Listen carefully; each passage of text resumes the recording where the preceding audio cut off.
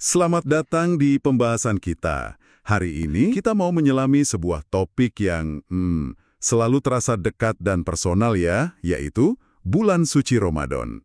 Selalu relevan setiap tahun. Betul, kita semua tahu bulan ini istimewa, tapi pertanyaannya, apa sih yang sebenarnya bikin Ramadan itu beda banget dari 11 bulan lainnya? Nah, itu dia pertanyaan kuncinya kan. Soalnya banyak dari kita itu menjalani ritualnya, tapi kadang lupa esensi di baliknya.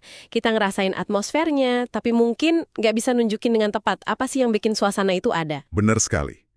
Misi kita hari ini bukan cuma kita mau benar-benar bongkar maknanya. Kenapa 5 hal ini, kalau digabungin, itu bisa jadi semacam program transformasi diri selama 30 hari gitu loh. Sebuah kurikulum ya? Oke, menarik. Mari kita mulai dari fondasi paling dasarnya. Siap. Poin pertama yang paling fundamental menurut sumber kita, Ramadan adalah bulan diturunkannya Al-Quran. Ini ada di surah Al-Baqarah ayat 185. Tapi saya tuh suka mikir, apa ya hubungannya antara nahan lapar dan haus dengan turunnya wahyu? Kenapa dua-duanya terjadi di bulan yang sama? Rasanya ada koneksi yang lebih dalam di sana, bukan cuma kebetulan waktu kan? Pertanyaan yang bagus banget, karena disitulah intinya. Coba kita bayangkan begini.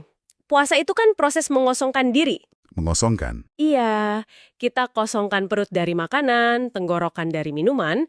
Nah, secara spiritual, puasa yang benar itu juga harusnya mengosongkan pikiran kita dari kebisingan dunia, hati kita dari ego. Oke. Nah, pas diri kita dalam kondisi kosong dan jernih seperti itu, kita jadi lebih siap untuk diisi. Diisi dengan apa? Dengan petunjuk, dengan firman Tuhan. Jadi ini bukan cuma soal timing, tapi soal kesiapan spiritual. Kayak kita nyiapin wadah yang bersih dulu sebelum diisi air yang murni gitu ya. Tepat sekali. Kalau wadahnya masih kotor atau penuh, ya airnya nggak akan bisa masuk, atau malah jadi tercemar. Bener-bener. Al-Quran disebut petunjuk bagi manusia. Penurunan wahyu di bulan puasa seolah jadi pesan. Kalau mau benar-benar menyerap petunjuk itu, kita perlu menenangkan sisi hewani kita dulu, sisi duniawi kita. Puasa itu caranya. Oke. Makanya, perbanyak baca dan kaji Al-Quran, apalagi di malam hari. Waktu taraweh, waktu qiyamul lail. Saat itulah kondisi kita paling hening, paling reseptif. Menarik. Oke, pondasinya adalah kembali ke manual itu. Tapi, sepertinya Allah nggak cuma ngasih kita buku panduan. Dia juga merenovasi seluruh rumah kita biar kita fokus baca. Ini yang nyambung ke soal atmosfer spiritual yang unik di bulan ini kan? Benar sekali. Ini poin kedua yang disebut sumber kita. Dasarnya dari hadis Bukhari dan Muslim yang sangat terkenal. Yang mana itu? Ketika bulan Ramadan tiba, pintu-pintu surga dibuka, pintu-pintu neraka ditutup, dan setan-setan dibelenggu. Waktu saya kecil, konsep setan dibelenggu ini bikin saya bingung banget. Kenapa itu? Ya saya mikir, kalau setannya diikat, kok saya masih suka iseng sama adik saya sih? Kok saya masih males kalau disuruh sholat? Pertanyaan klasik. Iya kan? Baru belakangan saya paham kalau musuh di dalam diri kita, hawa nafsu, itu ternyata masih ada dan aktif. Dan itu pemahaman yang krusial banget. Setan dibelenggu itu artinya rintangan eksternal yang paling besar itu udah disingkirkan sama Allah. Oke.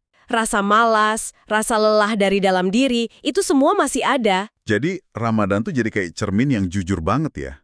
Kalau kita masih berbuat jelek atau malas ibadah, kita udah nggak bisa nyalahin setan lagi. Betul. Tanggung jawabnya jadi 100% ke diri kita sendiri. Itu, agak menakutkan, tapi juga memberdayakan sih. Tepat. Nggak ada lagi kambing hitam. Ini kesempatan buat benar-benar berhadapan sama diri sendiri. Dan di saat yang sama, pintu surga dibuka itu kan metafora yang indah banget. Artinya akses menuju rahmat, ampunan, pahala dari Allah itu dibuka selebar-lebarnya. Jalan kebaikan dipermudah. Jadi Allah seolah-olah menciptakan ekosistem spiritual yang sempurna buat kita bertumbuh. Oke, jadi tapi kayaknya dia nggak berhenti di situ. Dia juga naruh semacam hadiah utama atau jackpot di suatu tempat dalam bulan ini. Ini pasti yang dimaksud dengan Lailatul Qadar. Betul. Poin ketiga ini memang wow, luar biasa. Sumber kita mengutip surah Al-Qadar yang menggambarkannya sebagai malam yang lebih baik dari 1000 bulan. Coba deh, 1000 bulan. Itu lebih dari 83 tahun. Artinya, satu malam ibadah yang kita lakuin dengan ikhlas, itu bisa lebih bernilai daripada ibadah seseorang sepanjang hidupnya. Skalanya ini, Ini beneran di luar nalar manusia sih. Ini seperti Black Friday spiritual gitu ya, tapi diskonnya bukan 90%, tapi setara 30.000 hari. Perumpamaan yang bagus. Semua orang berburu, tapi nggak ada yang tahu persis kapan flash sale-nya dimulai. Justru ketidakpastian itulah bahwa Lailatul Qadar bisa jatuh di malam mana saja di 10 hari terakhir yang jadi pendorongnya. Itu yang bikin kita terus melek, terus ibadah, terus nyari selama 10 malam penuh. Bukan cuma satu malam ya?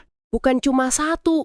Wah, dan ini bukan cuma soal pahala kan? Di malam itu, para malaikat turun ke bumi.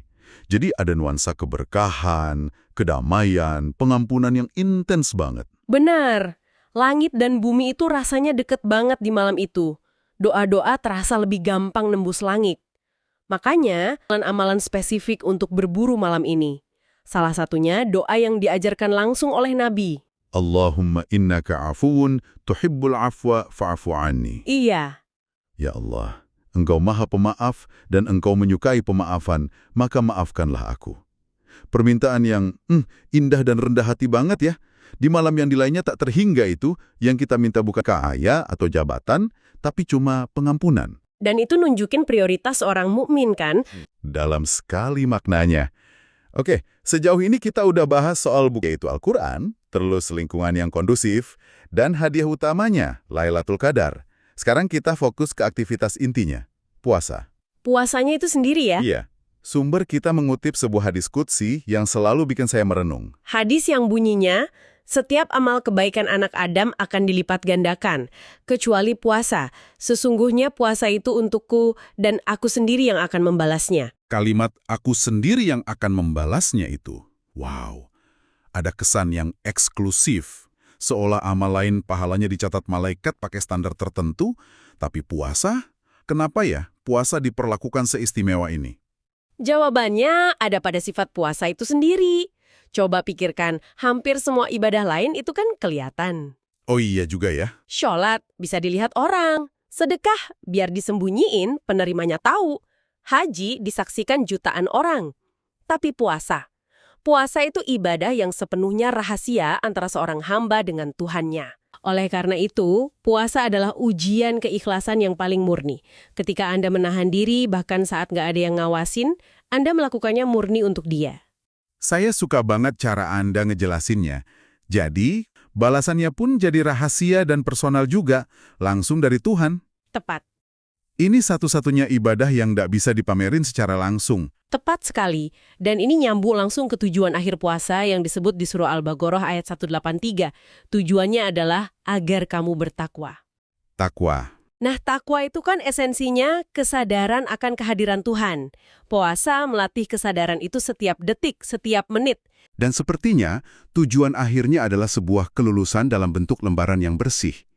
Ini yang membawa kita ke poin kelima dan terakhir, pengampunan dosa. Ada hadis yang bilang barang siapa yang berpuasa di bulan Ramadan dengan penuh keimanan dan mengharap pahala dari Allah, maka diampuni dosa-dosanya yang telah lalu. Ini bukti nyata kasih sayangnya.